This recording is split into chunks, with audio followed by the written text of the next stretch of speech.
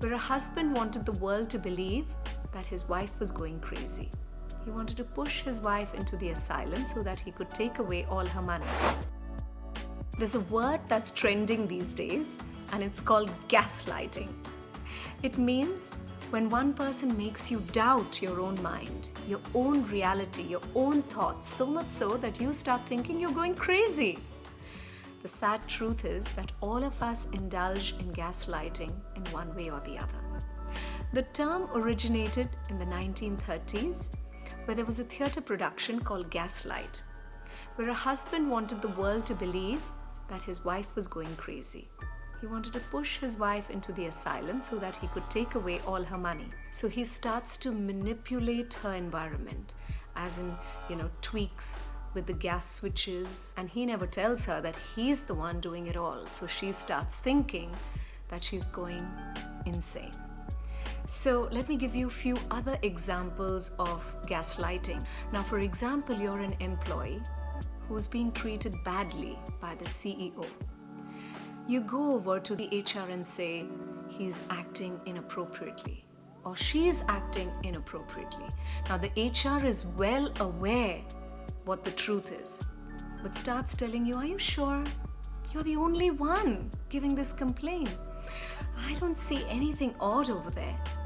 So you as an employee start to doubt when you have no idea that there have been many complaints against that particular person. So what the HR did with the employee, she or he just gaslit you. In the same way, there's a lot of gaslighting in a relationship as well. Now, for example, there's the wife who can feel that the husband acts a little different in front of a particular female friend.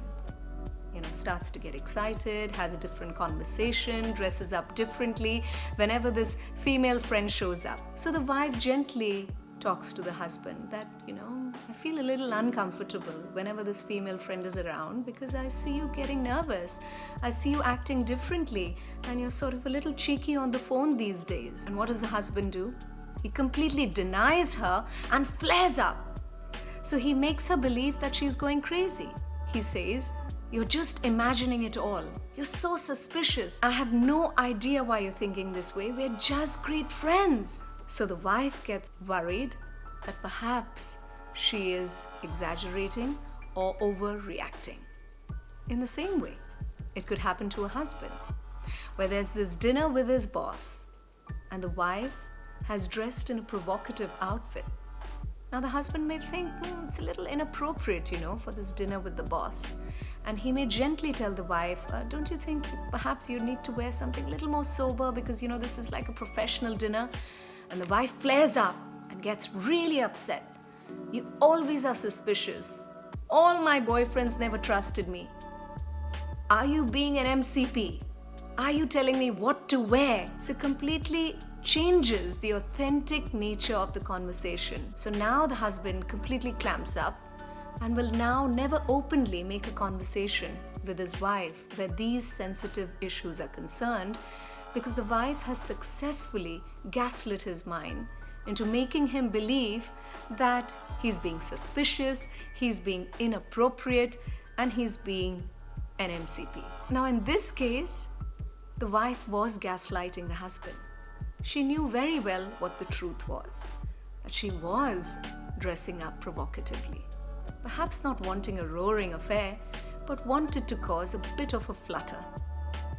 So this is how we gaslight one another. And guess where it all begins from? It all begins in the childhood, because we have been, of course, gaslit as we were children, and we very conveniently gaslight our children.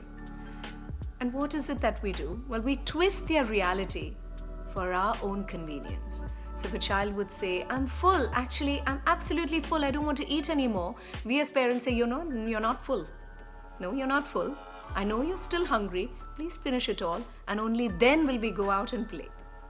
In the same way, if a child sensitively tells you, I'm not comfortable playing with this boy, and he really makes me uncomfortable, and the child is crying. Perhaps the boy's parents are your friends, so you have that pressure. And you twist that reality and tell the child, you're just overreacting, you're so sensitive. That boy is really good. He's a sports star, champion. You're overreacting. Go on and play with that child. When children don't listen to us in parks or when we go out, we say, if you don't hold my hand, monsters will come and take you away. Instead of just saying, hey, listen, if you just leave my hand, it will be difficult for mama or daddy to find you. It will be difficult for you to find us. And wouldn't that be sad? But we say, no. If you leave my finger, monsters will come and take you away. So this is how we gaslight children as well. So what can we do? How can we help each other? How can we help our children? That's why mindfulness is so powerful. Because the essence and the basis of mindfulness is to focus on the inner world, to focus on your inner reality, to make your inner world so strong that the external world does not matter. Hence, affirmations are so powerful for you to first realize what is it that you truly believe. So whether it's that CEO who's inappropriate, you will be absolutely sure and will see through the HR who's lying to you. It's so important to realize the importance of our truth, the importance of our inner world, the importance of our reality. And when we realize that, it makes us so happy to really be aligned with what we truly believe in, we will allow the same freedom to our children as well. And they're full, and if they say so, we will believe that. If they don't wish to play with a friend, we will allow that. If they're finding difficulty in their school, we will choose to believe that rather than create a smokescreen. A successful parent, a successful partner, a successful adult is someone who allows people to walk their truth.